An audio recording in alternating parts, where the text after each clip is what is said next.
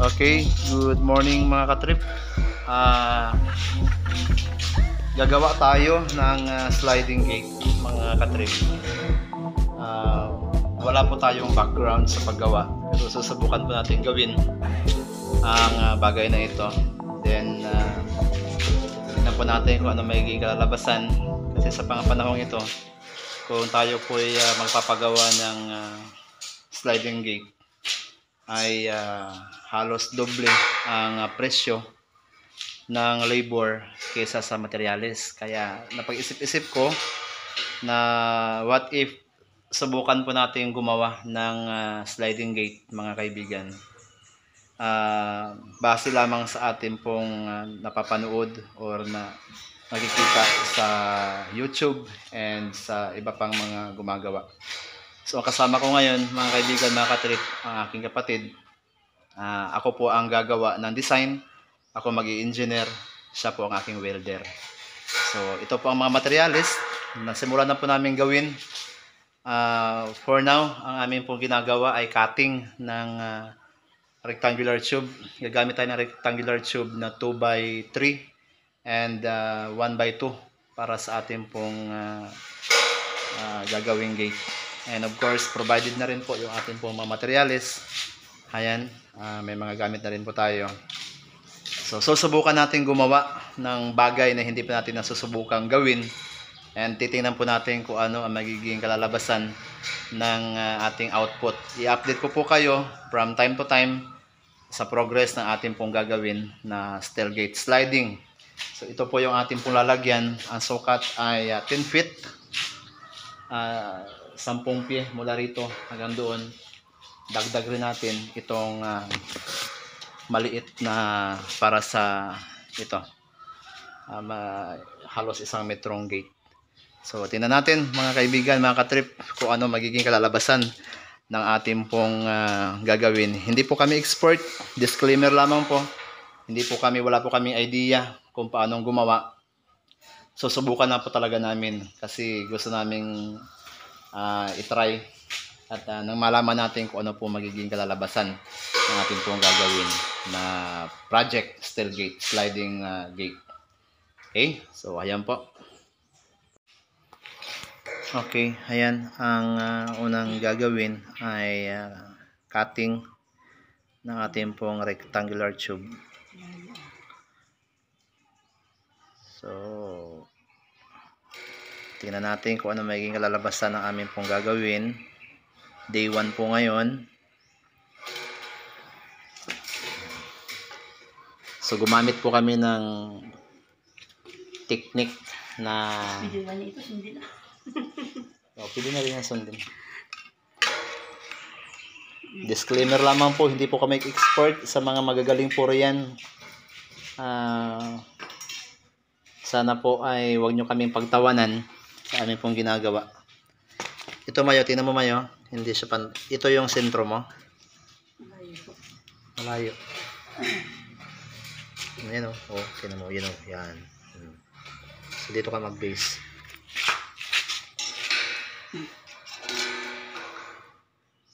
Kasi pag hindi yan straight, magkaroon yan ng gap.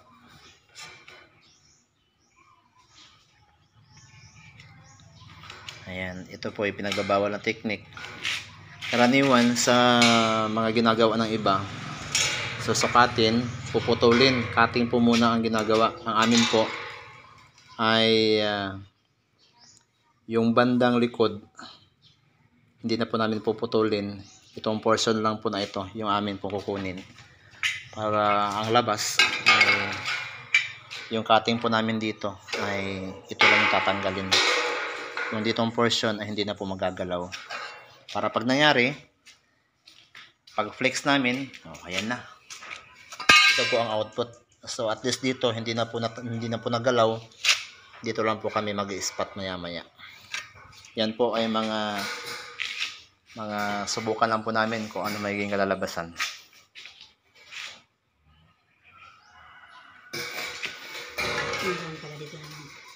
Saan na? Sige, subukan natin. Cutting. Ito pa Mayo. may isa sa kabila. Ito dito mo. Na lumayo. Ito na yun. Yan na yun. Sige.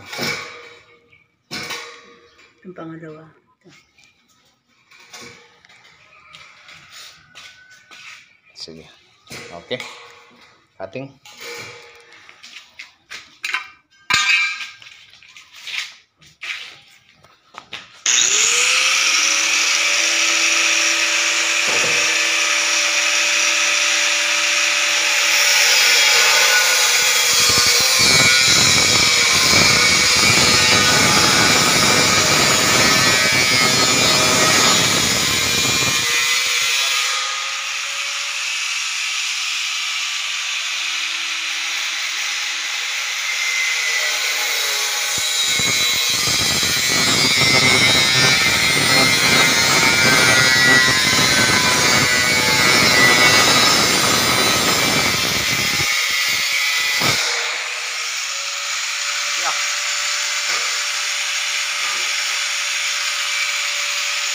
Huwag mo lang alangin.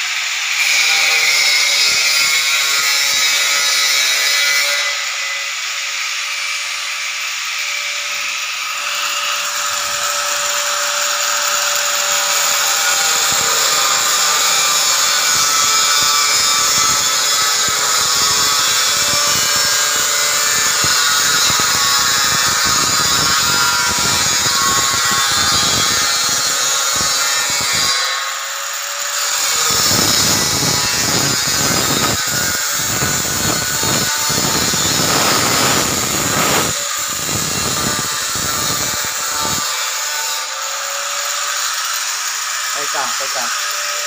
Lagyan mo na isang hollow block. Mag-flex ka na yan.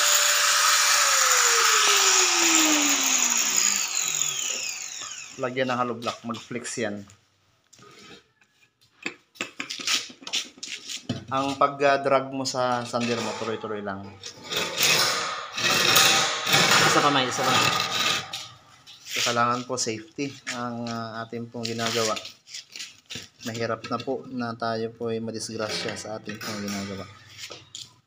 Sige. Huwag mong ibalik-balik ng ganun, no? Diretso lang. Tapos balikan mo lang kaagad.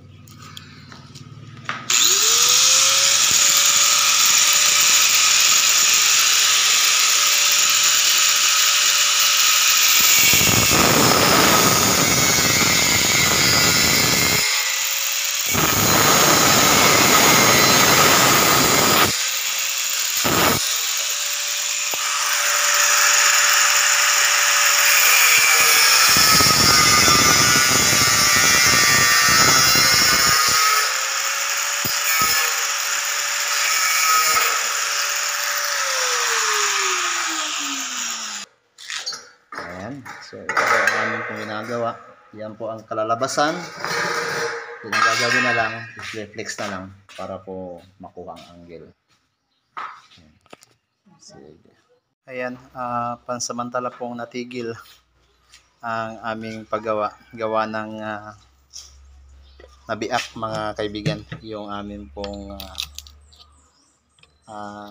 ginagamit na disc ng aming pong sander.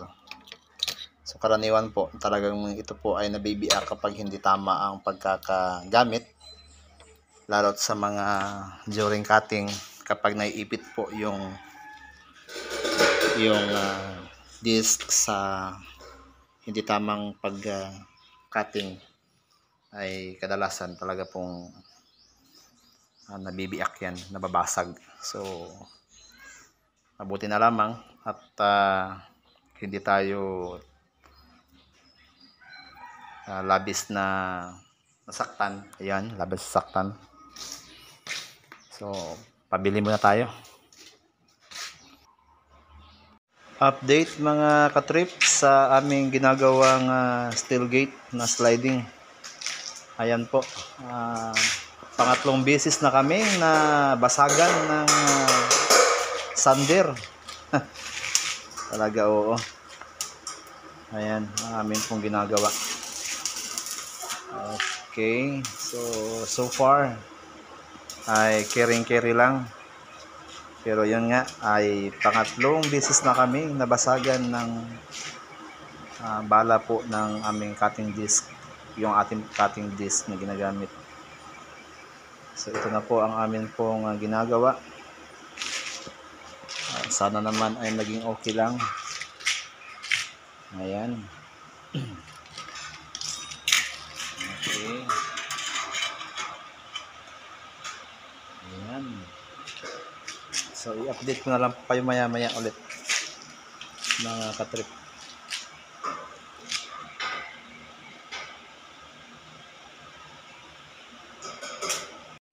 Okay, so update mga katrip. Ito po ang aking ginagawa. Ayan. So hindi pa po nabubuo, although nagawa na po yung frame. So hopefully mabuo ito ngayon para bukas ay mailagay kaagad. Disclaimer lang po, again, hindi po ako ekspertong tagagawa ng gate. Ito po ay trial and error po lamang. Susubukan ko lamang po kung ano ang magiging kalalabasan ng aking pong ginawa.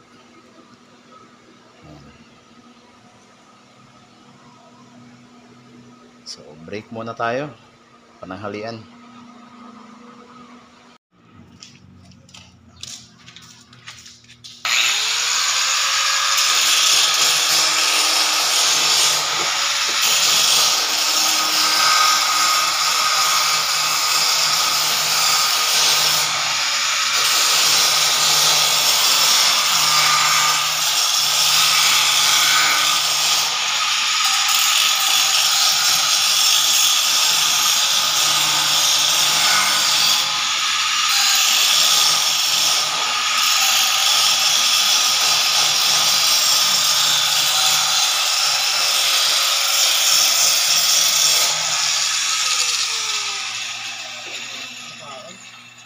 Okay, so katrip, ito na po yung aming sinimulang gawin kahapon.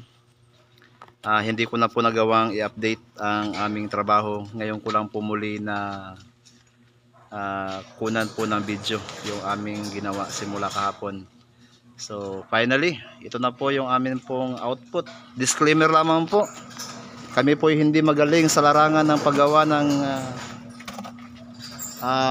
sliding gate. Wala din po kaming gaanong background sa paggawa po, pagwi-welding. Amin lamang po ay ginawa po ang bagay na ito out of observation kung paano po ginagawa. Pinapanood lamang po namin sa mga video ang proseso. Kaya napakalaking tulong yaong mga vlogger natin na gumagawa ng video sa mga ganitong bagay. So hopefully ito po ay maging tumagal, mas maging maganda ang kalalabasan. Yung isa pong pinto ay bukas pa po namin sisimulang gawin. Ito po muna yung amin pong inunang gawin dahil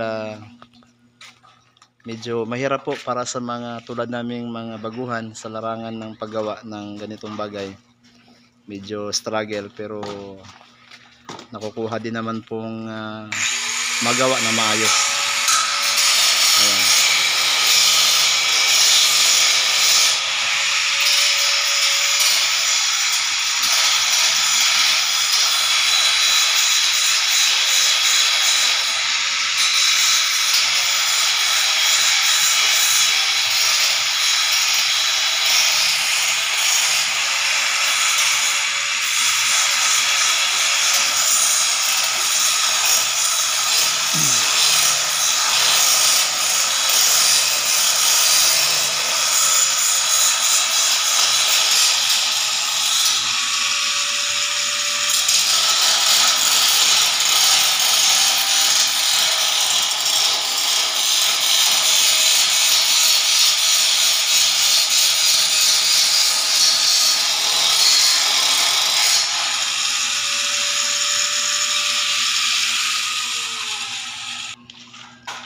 Okay, sige, i-road test natin yung ating sliding gate.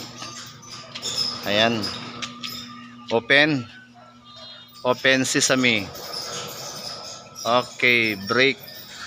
Bugs. Balik. Close sesame. Ayan. Sige. Okay. Ayan. Okay. So, ang braking system ng amin pong steel gate ay ABS po to. Ayan. ABS. Nilagyan po namin ng tulad nito rito para nang sa ganun pag inabot niya na yung pinakadulo, babangga na lang sa atin pong roller para hindi po lumampas. So the same din po sa kabila. Ayan. Nilagyan din po namin para the moment na ito ay umabot na sa kanyang posisyon, babangga na lang, hindi na po didiretso. So gumamit lang kami ng bearing, mga katrip, ang amin pong DIY. DIY na lang po namin yan. Dalawang bearing magkabilaan para nang sa ganun ay maging roller guide natin. So ayan. Okay. Okay, open.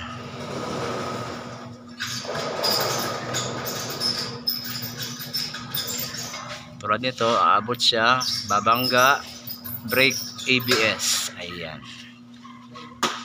Okay. Sige. So far, ito po ang amin pong output na ginawa.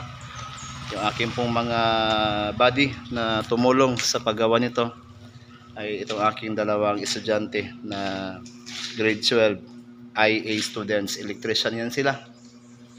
At the same time ngayon welder na rin, mason na rin, lahat-lahat na. At siyempre yung aking kapatid na si Maymay, kasama ko rin. Ako ang nagmamando, sila ang aking mga laborer, mayroong welder, mayroong mason. So ako po ang siyang nagmamando sa kanila. Okay, so antabayanan, update ko kayo sa akin pong karugtong na amin pong gawain dito sa banda rito. Ito po ay open na lamang, hindi na po gagawing sliding dahil medyo konti lang naman to dito. So bukas most probably ay sisimula namin ang paggawa dito sa amin pong maliit na gate. Okay, so yan lang po muna ngayon. Bukas ay ang karugtong ng akin pong gagawin. Ito po ang akin pong output. Sliding window first time. Kami po ay first time na gumawa. Sliding gate pala, hindi window. Sliding gate. First time pong gumawa. Sa mga magagaling po riyan, pagpasensyahan na po ninyo aming output. Sana po ay maging inspirasyon din yung aming ginawa sa mga nagbabalak din na magkaroon ng tulad nito pero walang kakayanan dahil sa panahon ngayon ay napakamahal na ang pagpapagawa.